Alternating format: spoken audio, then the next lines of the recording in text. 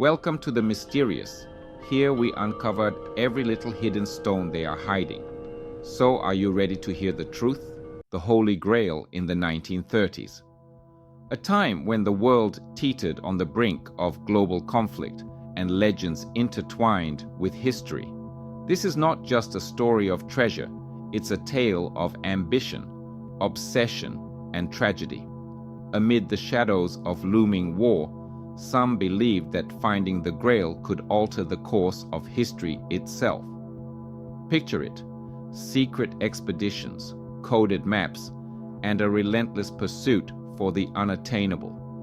But this isn't a Hollywood blockbuster. It's the reality of those who risked everything for a dream.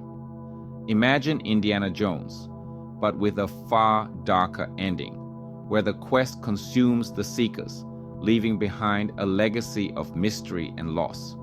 What drove them? What did they hope to find? And what price did they pay? Let's dive into the haunting tale of the Grail hunters of the 1930s. An openly gay, left-leaning historian, a group of Nazis, and an ancient medieval text. It sounds like the setup for a bizarre Hollywood script, but it's the true story of Otto Rahn. His life unfolds like a paradox, a man of sharp intellect and deep curiosity entangled in one of history's most infamous regimes. Rahn was fascinated by the myths of the Cathars and the legend of the Holy Grail, dedicating his work to uncovering the mysteries of medieval Europe. But his passion for history and his identity as an openly gay man stood in stark contrast to the ideals of Nazi Germany. Still, his brilliance caught the eye of Heinrich Himmler, who believed Rahn's research could legitimize Nazi propaganda and perhaps even lead to supernatural power. What followed was a journey of both academic exploration and personal torment, as Rahn walked a razor-thin line between his ideals and the demands of an oppressive regime. In a world dominated by rigid ideologies, Rahn's life was an anomaly, a mosaic of contradictions, where scholarly ambition, personal identity, and the looming shadow of Nazi oppression intertwined. This is not a story of triumph or defeat, but of a man who lived in the grayest corners of history. His pursuit of truth ultimately led him into the heart of darkness. Personal backstory. In 1924, at just 20 years old, Otto Rahn earned his degree in history. A prodigy of his time, Rahn's intellect was unmatched, and his curiosity knew no bounds. Unlike most scholars who pursued history through the lens of dry academia, Rahn approached it with a fiery passion, seeing it as a living, breathing mystery to be unraveled. His obsession, the Holy Grail, not as a religious artifact, but as a symbol of profound historical and mythological significance. To Rahn, the Grail wasn't just a Christian relic, it was a link to the Cathars, a medieval sect he believed were its last protectors. The Cathars were persecuted for their unorthodox beliefs, culminating in their massacre during the Albigensian Crusade. Rahn theorized that the Grail and the Cathar stronghold of Montségur were intertwined, with the fortress serving as the Grail's final resting place. Montségur, perched precariously on the Pyrenees, was more than a historical site to Rahn. It was a gateway to uncovering an untold story. Fueled by this conviction, Rahn embarked on a journey that combined scholarship, adventure, and obsession. He traversed remote trails and mountain passes, studied obscure medieval texts, and interviewed locals whose oral histories hinted at secrets buried in the ruins of Montségur. His ability to weave these fragments into a compelling narrative set him apart, but his unorthodox methods also invited skepticism from the academic world. For Rahn, the Grail represented more than history.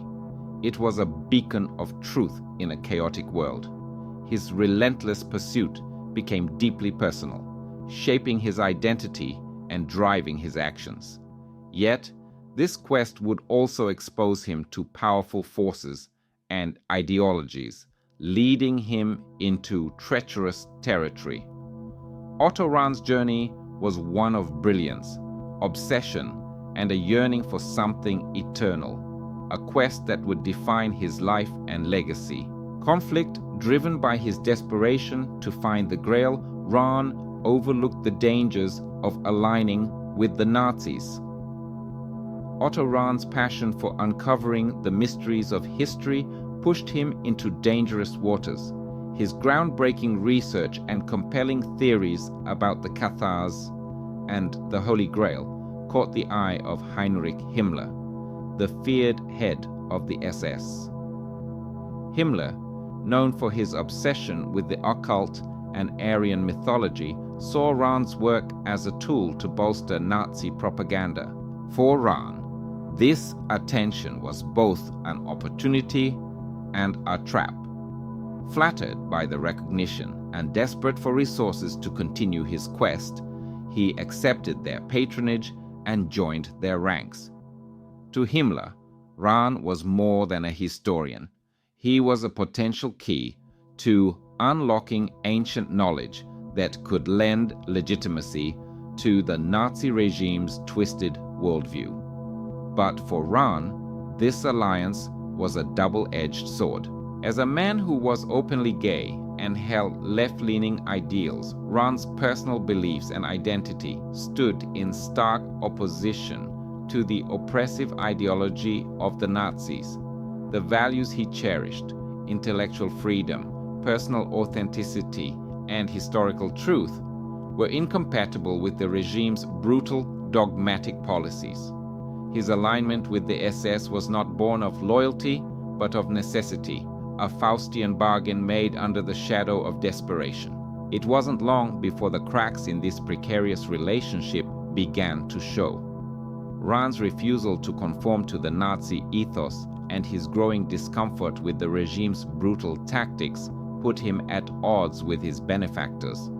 As the pressure mounted, Rahn found himself ensnared in a web of expectations he could never meet, with the Grail slipping further out of reach.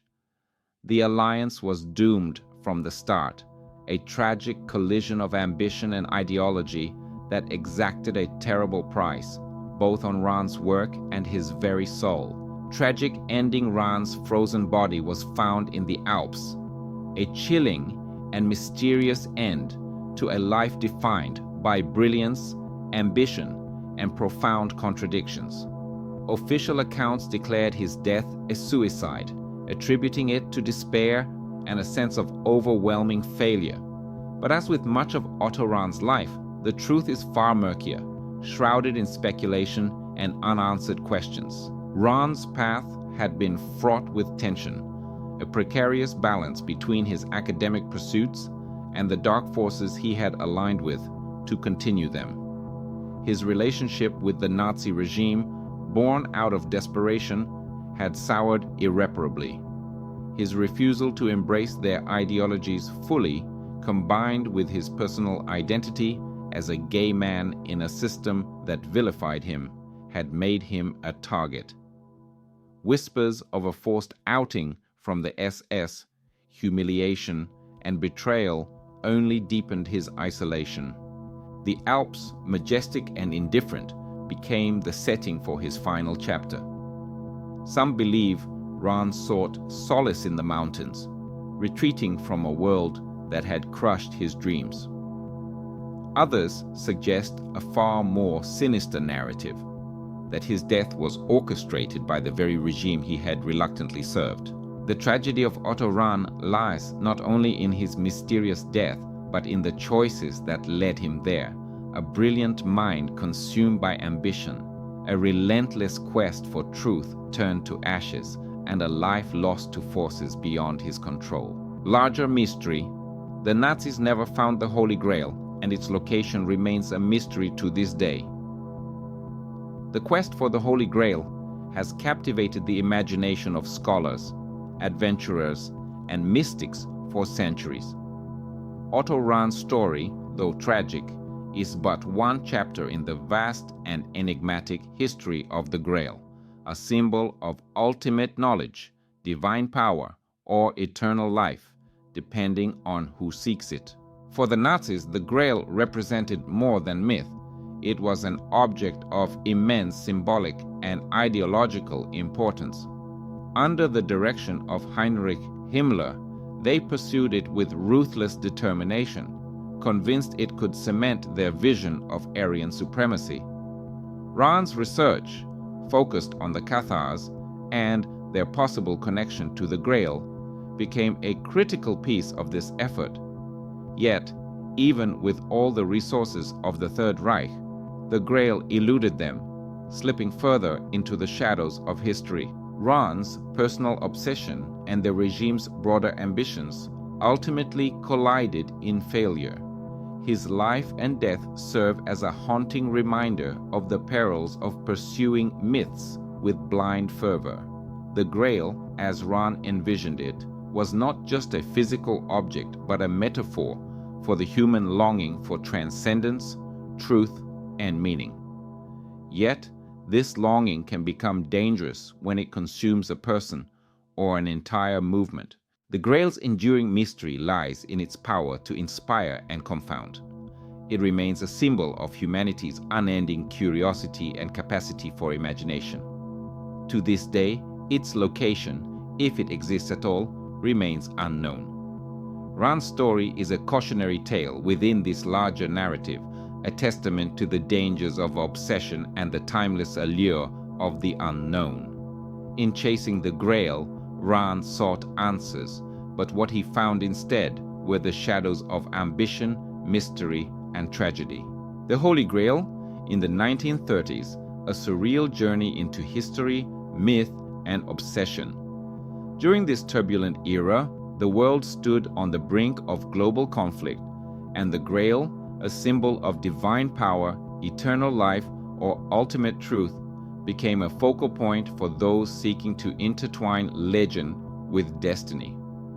Among them were scholars, adventurers, and the Nazi regime itself, drawn by the allure of its mystical promises.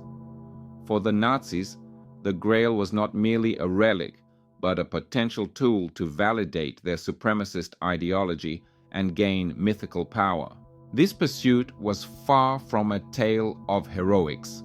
It was a descent into ambition, obsession, and sometimes tragedy. Figures like Otto Rahn, whose fascination with medieval legends and the Cathars intertwined with this quest, exemplify the perilous allure of the Grail. This surreal journey transcended history, becoming a cautionary tale of humanity's endless yearning for the unattainable. Exxon China, a mystical thread that ties Rahn's search to ancient and enigmatic legends. This obscure concept, often dismissed as mere myth, is said to weave together the Cathars' beliefs, the Grail legend, and ancient Eastern philosophies. Rahn, captivated by the mystery of Exxon China, saw it as a potential key to understanding the Grail's origins and its hidden significance. According to scattered references, Exxon China symbolized a timeless wisdom, a bridge between the earthly and the divine. For Rahn, it represented more than myth. It was a tantalizing clue linking disparate traditions into a cohesive narrative.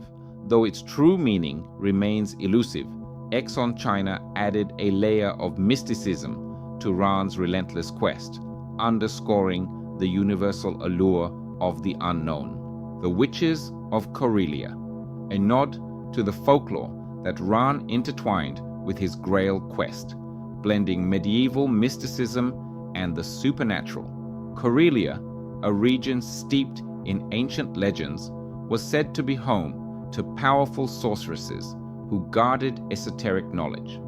These witches were believed to possess insights into the mysteries of the universe, the Grail's location among them. For Otto Rahn, these tales were not merely fanciful stories.